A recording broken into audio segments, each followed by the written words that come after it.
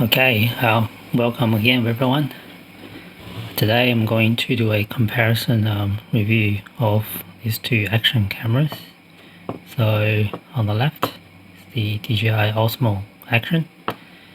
On the right is the Insta360 One R.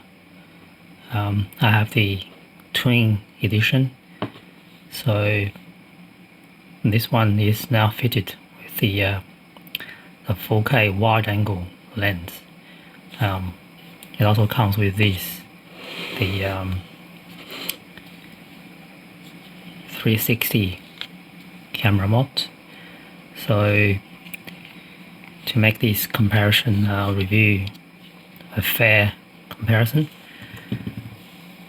I'm going to use this 4K wide angle lens instead of that 360 lens, because obviously the Osmo Action only has a wide angle lens, doesn't have the 360 capability.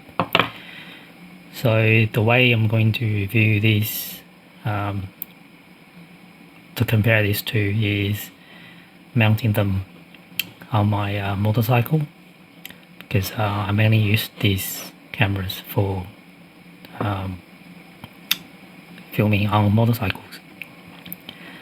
So I think it's a good idea to compare them, see how they do in their own respective. What are the good points, and what are the things that may not be that good. So first, let's just have a quick comparison by just look at both cameras. In terms of the size, the Insta360 One R is noticeably bigger than the Osmo Action. It is longer or wider, and it is also higher. In terms of the thickness, they are similar, but this also comes with the 360-degree lens mode, which is significantly thicker than the DJI Osmo Action, but it's probably no point to compare the 360-degree camera to just a camera with a wide angle lens and doesn't have a 360 capability. In terms of the screen, DJI comes with a front screen as well as a back one. The Insta360 doesn't have the front screen. It only comes with a back screen, and that's on the core module. As you can see, the back screen of the DJI Osmo Action is probably double the size of, or even more than double the size of, the 360 One R.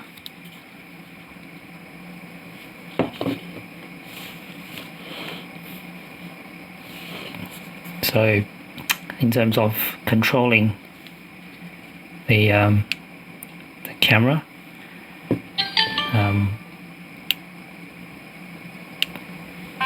obviously the bigger the screen, the easier or better you can control the camera, and also the resolution on the DJI screen is much better than 360. But both are touch screens and they both work quite well. They're quite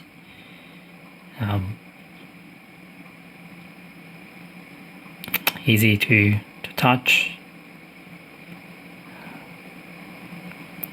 So you swipe yep, the swipe action all smooth and responsive.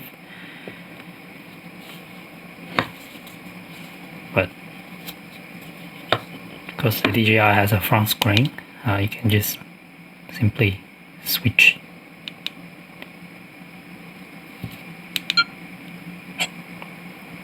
The front screen, as you can see here, and with another touch you can switch back. Alright,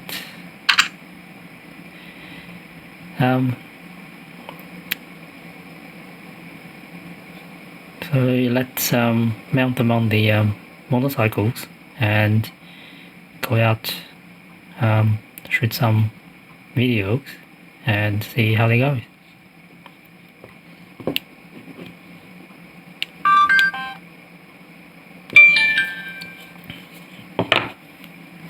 Okay, here I have both cameras mounted on the handlebar of my CB400.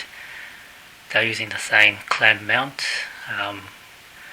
as close together as I can, just to make things even.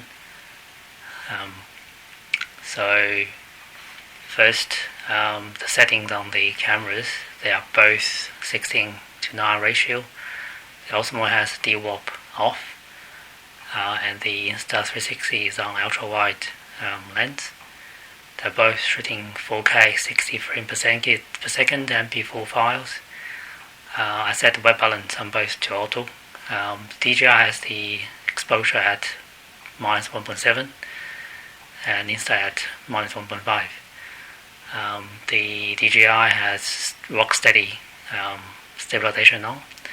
The Insta use a flow state stabilization, which later processed in the app.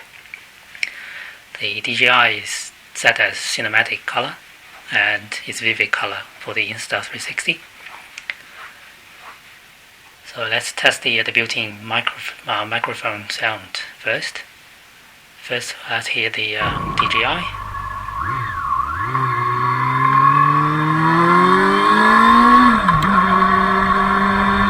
And now let's hear from the Insta360.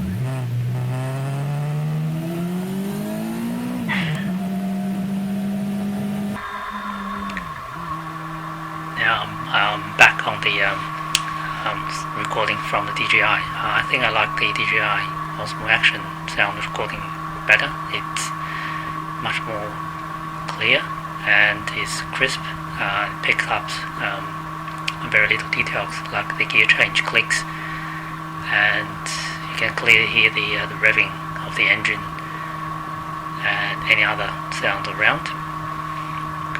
The Insta360 has a bit of a muffled sound and doesn't pick up a lot of details as well. First, let's test the field of view. Here I stopped. You can see a lady is going to walk into the screen from the left, and she's walking past in front of me. Here it exits the view from the DJI, but it's still in the view of the Insta360.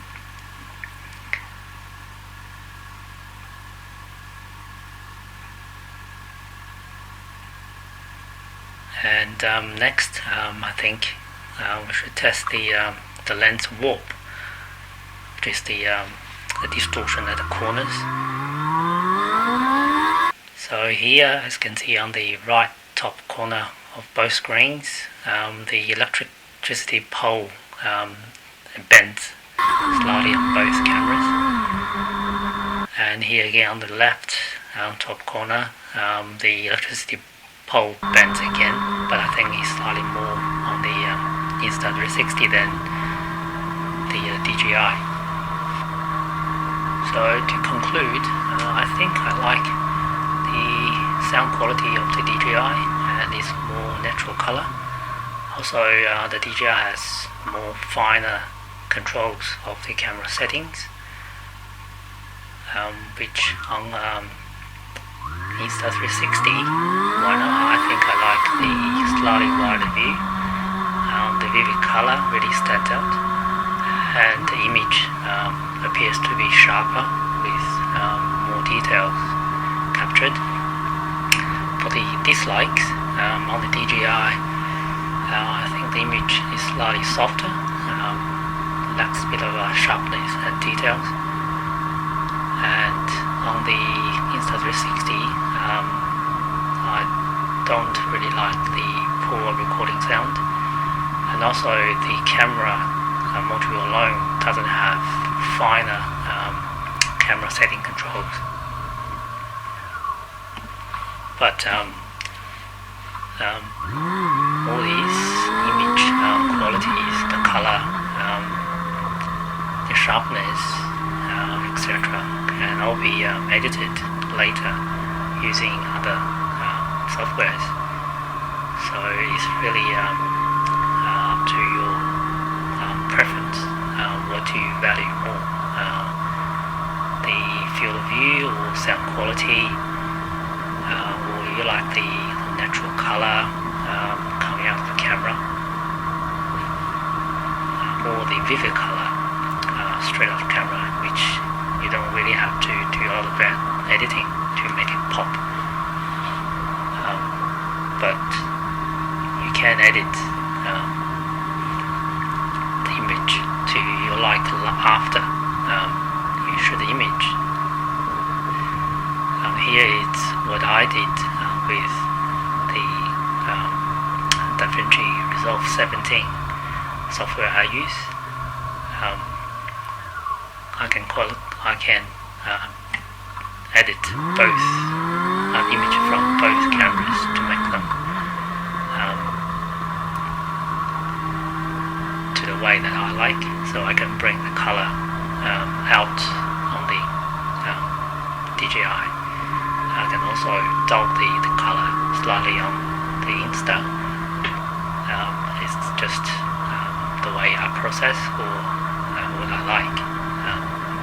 The same applies to the viewers like you. You can do whatever you like with the image using the software you have. There is no real limitations.